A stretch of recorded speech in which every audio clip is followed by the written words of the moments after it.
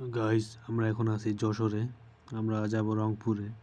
আমরা বাসটা ঢাকা থেকে ছেড়েছি। ঢাকা থেকে রংপুর যাব। রাস্তায় জ্যাম থাকার কারণে খুব দেরি হয়ে গেছে, আবার একটু আগে বৃষ্টিও হয়েছে। আপনারা আমাদের সাথে থাকবেন, আমরা রংপুরে যাই আপনাদের সাথে দেখা করব। আল্লাহ হাফেজ।